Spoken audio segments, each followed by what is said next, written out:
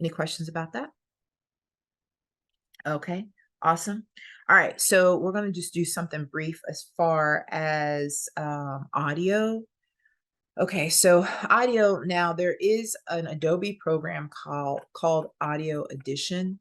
Um, but it is actually much you can do much more on it. But say, for example, you have some dialogue between people, and I didn't even think about maybe grabbing a sample, but sometimes you have dialogue between people, and you might have echo in the background. And so you can take, I'm trying to think if I have anything. Actually, I do have something I can grab. Let me just grab something, and I'll show you an example of what I'm talking about. Uh,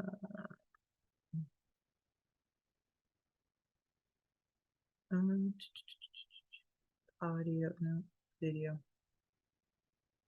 Okay. All right. So this has talking in the video. It's me talking, but right. I feel like, is this thing making me itch or is it? Okay. So now this is just an audio, just shows you can hear my voice on Can't here. even tell y'all how good this is. Okay. It is good. All right. So um so say if you have if you're like, again, if you shot somebody and they're speaking but there's echo in the room. Okay, I'm just going to show you something very small. It's called reverb, de-reverb. So you just put it into your search panel. The audio effects, it is an audio effect, and noise reduction or restoration. If you take this, and if I want this de-reverb on my audio track, what do I have to do? Yeah, you drag it. Okay. As soon as I dragged it, it popped up in my effects panel. Wait, where is it? Oh, here it is. The de-reverb. Okay. It popped up into my effects panel, and I pull this down, and it automatically, when it popped in there, it automatically added a 40% de-reverb. Okay. How good this is. It's delicious. It's delicious. Okay, so let me pull, I'm alting and holding my mouse, and I'm pulling a copy over because I'm going to take off. Well, actually, no, I'm not going to do that. I'm going to do something different. I just want to cut this. So I use a C to cut it in half. This section has a D reverb. If you see over here, this section has a D reverb. I'm going to click on this section. I'm going to turn it off on the second half.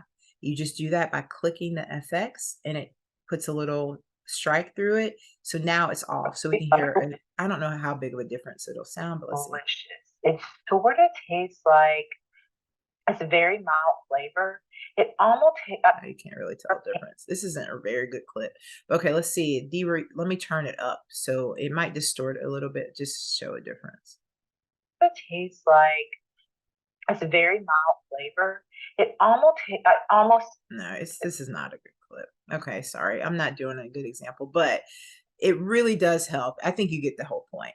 Yeah. Okay. So it does really help if you have somebody in a room and it's a lot of echo, you can do some finessing. But the best thing to do is audio edition, but that's a different program. But the thing about Premiere, which I love, is that if you edit something in a different Adobe program and you save over your other file, it will go ahead and populate it into your actual Adobe, into your Premiere Pro timeline. And that's what we're going to work on now. Okay, so say I have this bird here and I like it, but I want to cut out part of the bird or the outside, but I can't do that in here. That's something I have to do in Photoshop. So I'll go into Photoshop. I'll say, actually, I'm going to open a file.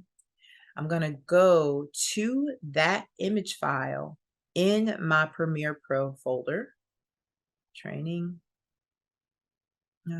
Premiere Pro training. Here's our folder. And also, this will also show you that's the folder we created. We didn't create this folder, Adobe Premiere Pro autosave. Adobe automatically creates that because if your computer loses power, shuts down, the computer shuts down, you have autosaves at Premiere. Now, I'm constantly, and I'd suggest this, constantly pressing Control S while I'm working on a project in Premiere. Always save it yourself. But in addition to that, you do have a Premiere Pro. And if you're like, oh my gosh, I just did all this work, you can click in here and it gives you save the ones that it has saved as you've been working on this project. So it's really helpful. You might not get all of your stuff back all the little edits you made, but it's always a folder in every Premiere Pro folder that's created. It automatically does that for you, which is awesome. All right. So again, we are in Photoshop. So we're going to go into our image files, and that's the bird that is in our Premiere profile. So I just want to show you how the Adobe programs are integrated together. It's so cool because it's just really cool. All right, so here is my image, the same image that I have here in my Premiere Pro timeline. So I'm going to take this image. I always make a copy of everything, because I don't want to, if I mess up or anything, I want to have my original image. All right, so now I'm just going to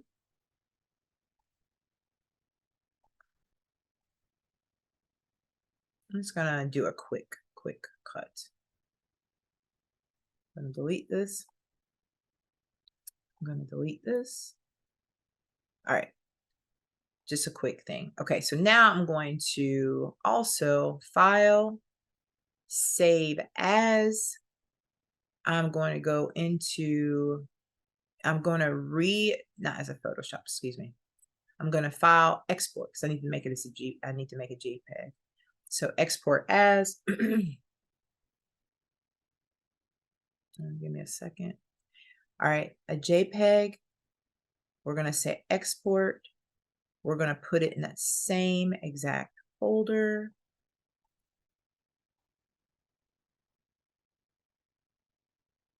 We want to cover up this image because this is the image that our Premiere Pro is pulling from.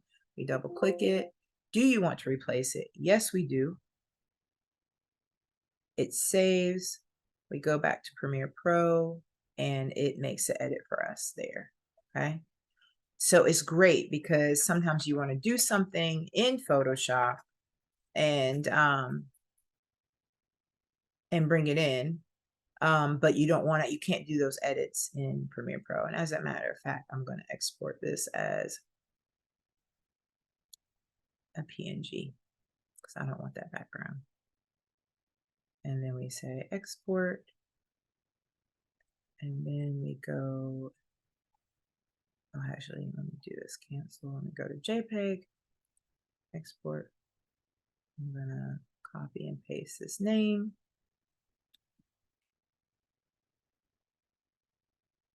Cancel. I'm going to go to PNG, export, Control V. I want it to look like that. Say, I think this will work. Say yes. I saved it the exact name, even though it's a PNG, I saved it as a JPEG or Premiere Pro. I should update. I was doing something funky. But anyway, you get the point. All right. So it's just really great. It just shows how to integrate everything. All right. So now we've done that. Audio correcting, color correcting. The audio correcting, I know it's really brief, but this is not really an audio correcting program. You want to use Adobe Audition, but you can do a few things here. Integrating Photoshop and other programs. Now we're going to work with templates.